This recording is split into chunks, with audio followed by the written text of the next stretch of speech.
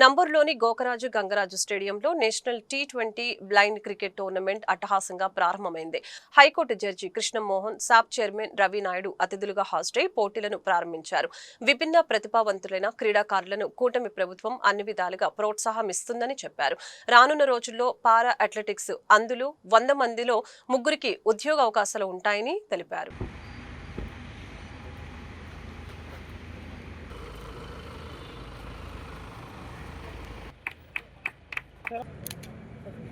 Their song by Shirdi Sai Blind School and Samatram student.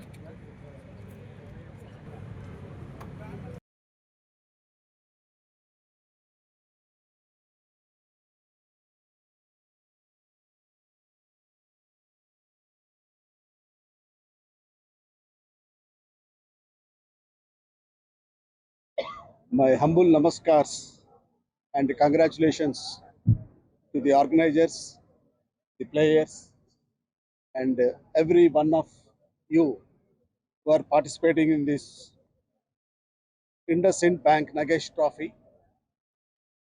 I am very happy to inaugurate this tournament.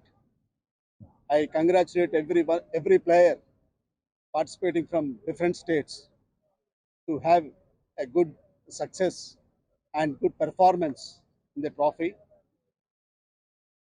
I congratulate the SAP chairman for extending the government's support for these visually challenged people in the sports. I congratulate and I appreciate the efforts made by the government of Andhra Pradesh and the central government, its corporations, for extending all cooperation to see that these visually challenged people also come up in their lives on par with any other person in the society.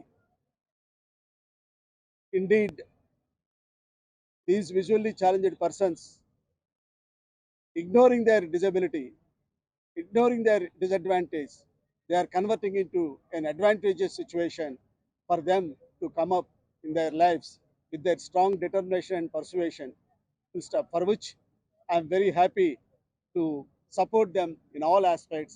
I congratulate once again all of them. Thank you. Mera Bharat Mahan. Jai Hind. ఈరోజు MSK Prasad స్టేడియంలో blind national T20 matches నిర్వహించడానికి ఈరోజు ప్రారంభోత్సవానికి రావడం జరిగింది. బ్రహ్మాండంగా ఏదైతే రెగ్యులర్గా జరుగుతున్న ఏదైతే టీ20s ఉన్నాయో, లేకపోతే వరల్డ్ కప్ ఉందో, ఆ స్థాయిలోనే ఈరోజు బ్లైండ్ క్రికెట్ ఆ స్థాయిలోనే టోర్నమెంట్లు నిర్వహించడం జరుగుతూ ఉంది.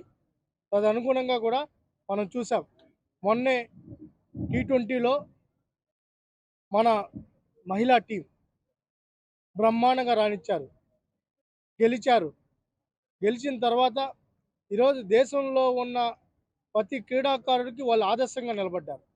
అనేక ఇబ్బందులు ఉన్నాయి, వాళ్ళకి శారీరకంగా ఇబ్బందులు ఉన్నప్పటికీ మేము అనుకున్న గోల్ని రీచ్ అవ్వాలి, మేము ఆదర్శంగా ఉండాలి. వాళ్ళు చిన్నప్పటి నుంచి వాళ్ళు పడిన ప్రతి స్ట్రగుల్కి ఆ స్ట్రగుల్ ఏదైతే ఉందో మేము దేన్నైనా ప్రూవ్ చేసుకుంటాం, ప్రూవ్ చేయగలుగుతామనే ఉద్దేశంతో వాళ్ళు ఈరోజు ఒక ఆదర్శంగా నిలబడుతున్నారు. దానిలో భాగంగానే ఈరోజు రాష్ట్ర ప్రభుత్వం కూడా క్రీడాకారులకు అండగా ఉండాలి. ముఖ్యంగా ఏదైతే బ్లైండ్ క్రికెటే కాదు, ఈరోజు మన దగ్గర ఉన్న ఏ డిసిప్లిన్స్ అన్ని డిసిప్లిన్స్కి అండగా ఉండాలని సంకల్పించి ఈరోజు పారా అథ్లెటిక్స్ కూడా మేము పాలసీ తీసుకొని రావడం జరిగింది. ఈరోజు ఒకప్పుడు హర్యానానో ఒరిస్సానో ఏదో చిన్న చిన్నవి వాళ్ళకి సపోర్ట్ చేస్తారు, కానీ ఆంధ్రప్రదేశ్ ప్రభుత్వం ఈ దేశంలోనే మొట్టమొదటిగా 3% రిజర్వేషన్ని డైరెక్ట్గా ఏదైతే పారా అథ్లెటిక్స్ కూడా ఇచ్చే కార్యక్రమానికి శ్రీకారం చుట్టాం. జీవో కూడా వేయడం జరిగింది. దాంతోపాటు బెస్ట్ ఇన్సెంటివ్స్ ఇస్తున్నాం. ఈరోజు ఇది మొన్న ఏదైతే టీ20 జరిగిందో దానికి సంబంధించి కూడా వరల్డ్ కప్ కూడా గోల్డ్ మెడల్ అయితే 10 lakhs కానీ బ్రాంజు సిల్వర్తో దానికి 5 lakhs 3 lakhs కూడా అనౌన్స్ చేస్తాం. ఈరోజు నేషనల్ టోర్నమెంట్స్ నిర్వహించుకున్న 15 lakhs ఇచ్చే కార్యక్రమం కూడా శ్రీకారం చుట్టాం. గతంలో ఎప్పుడు లేదు. అలాంటిది ఏదైతే మామూలుగా రెగ్యులర్గా ఏదైతే ప్లేయర్స్ ఉన్నారో వాళ్ళతో ఈక్వాలిటీ చేయాలి, జస్టిస్ చేయాలి వీళ్ళకి. ఎందుకంటే వాళ్ళకంటే వీళ్ళు ఎక్కువ కష్టపడుతున్నారు. వాళ్ళకి ఈరోజు సమాజంలో మరింత గౌరవం పెంచాలని ముఖ్యమంత్రి గారు ఈరోజు బ్లైండ్ క్రికెటర్స్కి కావచ్చు, పారా అథ్లెటిక్స్కి కావచ్చు బ్రహ్మాండమైన ఇన్సెంటివ్స్ కూడా ప్రకటించడం జరిగింది. దాంట్లో భాగంగానే దాదాపు ఇప్పుడు వరకు మొన్న ఒక సంవత్సరంలోనే దాదాపు 3 కోట్ల రూపాయల ఇన్సెంటివ్స్ని ఈరోజు పారా అథ్లెటిక్స్ కూడా ఇవ్వడం జరిగింది.